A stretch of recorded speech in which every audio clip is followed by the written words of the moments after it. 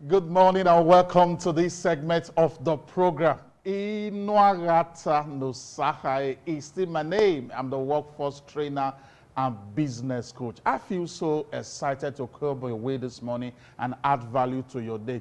Now, external customers are the people out there, companies and organizations out there that exchanges their money with your goods and services. These are external customers. They come and they bring their money to purchase your product. They bring their money to engage your services, and then you are moving forward. Now, external customer satisfaction. External customer satisfaction. It's not just a product of you having. It's not just a function of you having quality products, which is very, very important. But in addition, it's also a function of how you treat them. I want to repeat that for you.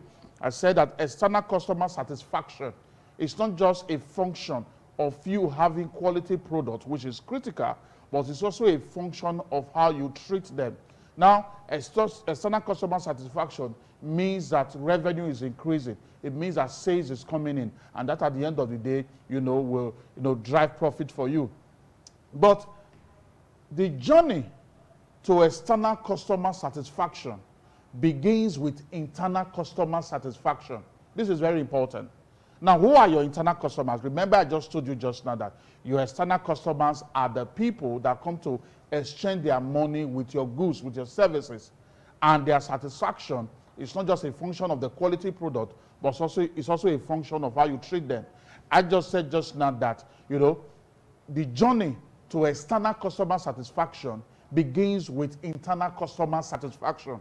Who are the internal customers? Your internal customer as a CEO, as a chief executive, as a manager, your internal customers are your staff. They are your employees. Now, it is very, very important that you create an environment, you create an atmosphere that will bring about the satisfaction of these internal customers in order for that satisfaction to resonate to external customers. If your external customers, the people that exchanges their money with your product, if they will be happy, if your external customers will be happy, their happiness will be a function of the happiness of the internal customers. The internal customers are your employees. Your internal customers are also the different departments, that makes up your business or your organization or system. That is very, very important. So it is very, very important for you as a manager, for you as a CEO to understand that the satisfaction of your internal customer resonates to the satisfaction of your external customers. Now, when your external customers are satisfied, what will happen is that you will gain their loyalty. Gaining their loyalty means that they will keep on returning for repeated patronage. Gaining their loyalty means that they will also start recommending or referring people within their sphere of contact to patronize you. And that at the end of the day impacts on your bottom line. But the journey to this external customer satisfaction, starts with the internal customers experiencing satisfaction. That is why if as a CEO, if as a leader, if as a manager, if the reality you expect is that sales will increase, is that profit will increase, you need to make sure that you create the kind of work environment, the kind of work culture that will put your internal customer, your staff, in the right emotions, in the right psychology that will ensure that they have this fluid collaboration or fluid interface better. They have this fluid interface with your external customers. They treat them in a way that the customers will want to come back for repeated patronage. This is so important. When you look at our environment, we see situations whereby, employers don't treat employees very well. Now I have practically seen a case whereby I see some employers insult their internal customers, their employees, in presence of the external customers. Now, when you do that, you will be deflating the self-esteem of that internal customer, that employee, that staff. You will be deflating the morale of that staff. And Mr. CEO, Mr. Manager, you do not want a staff, an internal customer with a deflated morale, deflated self-esteem, to interface with your external customers, because that deflated morale, deflated self-esteem is going to affect the way that particular staff, that particular internal customer will relate with the external customer. Remember, the external customers are the people that exchanges their money with your products, while the internal customers are your staff. Now, the satisfaction of the external customers, as I have been resonating in this conversation, is a function of the satisfaction of the internal customers. That is why you need to take up the responsibility as a CEO, as a manager, as a leader of that organization. You need to take up the responsibility of driving excellent internal customer service culture. This is so important. Now, we have the narrative, the frequent narrative is that there should be customer service to the external customers, those that bring, that send their money with our product, with our services. Now, you need to take it further. For you to experience that external customer service satisfaction, the internal customers need to be treated also with good customer service. So, as a leader, as a CEO, as an entrepreneur, you need to make sure that you drive internal customer service culture. And one strategic way you do that, one way you can drive excellent internal customer service culture, is for you to lead by example. This is just so important. What is the kind of attitude you want your staff to exhibit to the external customers? You start the journey by you exhibiting that kind of attitude to the staff. Model what you want to see. The kind of treatment you want the way you want the staff to treat the external customers, treat the staff like that. If you want them to do it, show them how to do it by you treating them with respect. You want them to treat the external customers with respect, let it start from you. Model that attitude. Show them how to do it by you also respecting them. Don't respect people because they have BSc, PhD, or because they are from royal families, or because they have one or two other achievements they have gotten. No, you respect people for the fact that they are human beings. That alone is enough for you to respect those employees. They are the one that is helping you to achieve success. It is their presence there that helps you to take your business or organization to the next level. And so, if you want them to be exhibiting good, respectful treatment to the external customers, let the journey start from you. Model that same attitude, that same behavior to them. And at the end of the day, you start the journey of driving excellent internal customer service culture. Another thing you need to do is for you to set up your internal customers for success. Remember, your internal customers are your staff. Set up your staff for success. Set them up for success. This is very important. Set them up for success. And one way you can do this, for example, if you have a newly employed, let me ask this question. How will you want the newly employed to feel the first day at work? You have a newly employed that you have just given appointment letter or that you have just told to resume work on the 1st of October 2020.